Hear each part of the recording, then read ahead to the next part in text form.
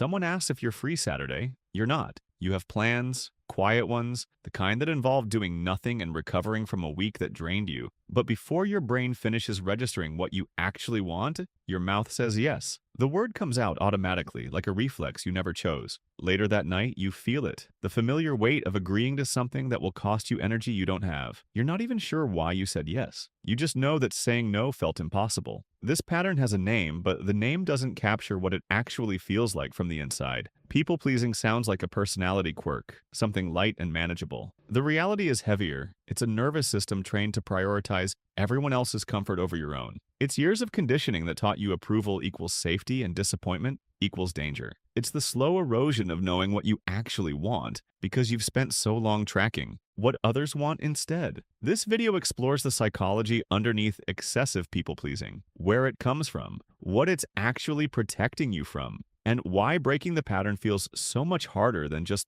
deciding to say no. The first thing worth understanding is that people-pleasing isn't about being nice. Kindness is a choice you make freely. You see a situation, you decide to help, you give because giving feels right. People-pleasing is different. The yes happens before any choice occurs. Fear drives the response, and the fear is so fast you barely notice it. All you feel is the impossibility of refusing. This distinction matters because it reveals what's actually running the show. Genuine generosity comes from abundance. You have enough internal resources, so you share them. People-pleasing comes from scarcity. You feel like something essential depends on the other person's reaction. Their approval isn't just pleasant, it feels necessary for your survival, even when logically you know it isn't. So where does this scarcity come from? For most excessive people-pleasers, the pattern started early. Somewhere in childhood, the developing brain learned a specific lesson. Maybe a parent's love felt conditional, available only when you performed correctly. Maybe anger in the household taught you that other people's emotions were dangerous and managing them was your job.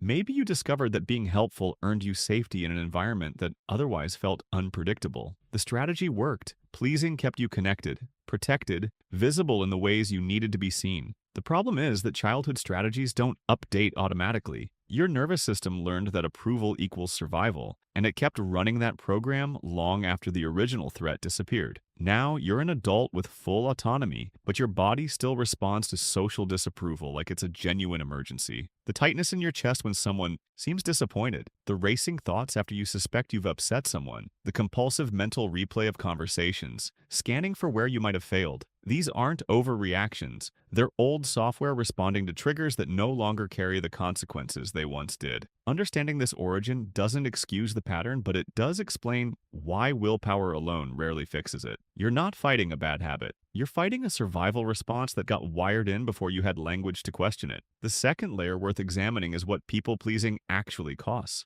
On the surface, saying yes seems like the path of least resistance. You avoid conflict. You maintain harmony. You keep relationships smooth. But the math doesn't work long-term. Every automatic yes carries a hidden withdrawal from your internal account. Energy you didn't have to spend, time you needed for yourself. Resentment that builds so slowly you don't notice until it explodes or collapses into exhaustion. You start canceling on yourself to show up for others. The gym gets skipped. The project gets delayed. The rest you promised yourself gets sacrificed because someone needed something and your need felt less important by default. There's also a relational cost that gets talked about less often. When you always say yes, people stop asking whether you actually want to. They learn that your agreement is guaranteed, so they stop checking. Your needs become invisible because you made them invisible. Over time, you train everyone around you to treat your boundaries as negotiable, your time as available, your preferences as irrelevant. Then you feel unseen and uncared for, frustrated that no one considers you. But how could they? You never taught them that consideration was required. You taught them the opposite through years of silent accommodation. The loneliest part of people-pleasing is this. You can be surrounded by relationships and still feel completely unknown. Everyone interacts with the version of you that says yes, that accommodates, that smooths things over. The real you, the one with opinions and limits and needs that might inconvenience someone, stays hidden. The approval you worked so hard to earn was never actually for you. It was for a performance you've been giving so long, you forgot it was a performance. The third layer involves understanding why stopping feels so threatening. Logically, saying no to a request should be simple. You don't want to do something, so you decline. But people-pleasers don't experience it that way. The moment of potential refusal triggers a cascade of fear that feels wildly disproportionate to the situation. Saying no to dinner plans shouldn't feel like risking abandonment. Declining a favor shouldn't feel like inviting punishment. Yet for the people-pleasing brain, It does. This is because the brain doesn't distinguish between actual danger and perceived danger. If your nervous system learned early that disappointing someone led to real consequences, it will keep predicting those consequences forever until new experiences teach it otherwise. The fear isn't irrational, it's outdated. Your brain is protecting you from a threat that existed once but doesn't exist now. The problem is that avoidance prevents the update. Every time you say yes to escape the fear, you confirm to your nervous system that the fear was justified. The pattern reinforces itself. Breaking it requires doing the thing that feels dangerous and surviving, not once but repeatedly. Small refusals that don't end in catastrophe, tiny assertions that don't result in abandonment. Each one becomes data that rewrites the old learning. The fear doesn't disappear overnight, but it gradually loses its grip as evidence accumulates that disagreement isn't death. The fourth layer is about what healthy boundaries actually look like in practice. People pleasers often imagine that setting boundaries means becoming cold, selfish, or unkind. This is the fear talking. Boundaries aren't about shutting people out. They're about being honest regarding what you can give without depleting yourself. A boundary is simply clarity. I can do this, but I can't do that. I'm available until this point, but not after. I want to help with this part, but not that part. The clarity serves everyone,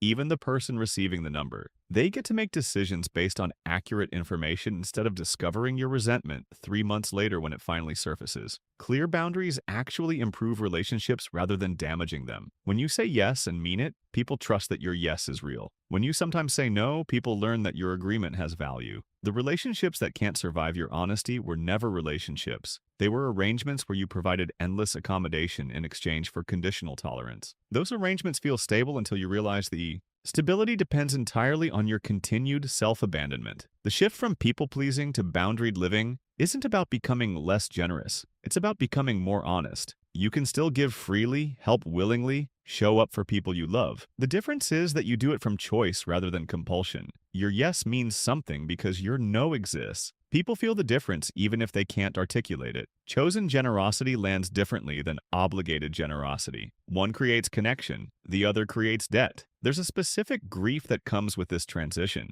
When you start saying no, some people will push back. Some will express disappointment. A few might leave. This hurts, but it's also clarifying. You get to see which relationships required your constant accommodation to survive and which ones can handle you as a full person with limits. The ones that remain after you stop performing are the ones worth keeping. The deepest layer of people-pleasing involves identity. When you've spent years molding yourself to others' expectations, you can lose track of who you actually are. Your preferences became whatever caused the least friction. Your opinions became whatever matched the room. Your needs became whatever was left after everyone else's were met. Recovering from people-pleasing isn't just about learning to say no. It's about rediscovering a self that got buried under layers of accommodation. This part takes time. You might find yourself unsure what you actually like, what you actually believe, what you actually want when no one else's reaction factors in. That uncertainty is normal. The self you're looking for didn't disappear. It just went quiet because speaking up wasn't safe. Creating space for it to emerge again requires patience and the willingness to tolerate not knowing while you figure it out. Start with small preferences. What do you want for dinner when no one else weighs in? What would you do with an afternoon if you didn't have to consider anyone? What opinions have you been holding back because they might create friction? These questions sound simple, but they can feel surprisingly difficult when you've trained yourself to outsource every decision to what others might want. Sitting with your own desires, unfiltered by anticipation of someone else's reaction, is its own form of practice. People-pleasing is fear wearing the costume of kindness. It looks generous from the outside. From the inside, it's exhausting, isolating, and ultimately empty. The approval you chase never fills the hole it promises to fill because the hole was never about other people. It was about not believing you're allowed to exist without earning it. You are allowed. Your needs are legitimate. Your limits deserve respect. Saying no doesn't make you selfish. It makes you honest. And honest connection, even if it's with fewer people, will always be more nourishing than performing for an audience that never knew the real you. So tell me, do you recognize this pattern in yourself? What's the hardest part about saying no? Drop it in the comments. I want to know what resonated. If this helped you understand something you've been living with but couldn't name, subscribe. We break down the psychology behind everyday patterns in a way that actually makes sense. The next video explores a different kind of craving for control, the psychology of people who are drawn to minimalism, why some people feel compelled to strip their lives down to the essentials, what need that simplicity actually meets, and whether it's freedom or just another form of avoidance. That one connects to this in ways you might not expect. I'll see you there.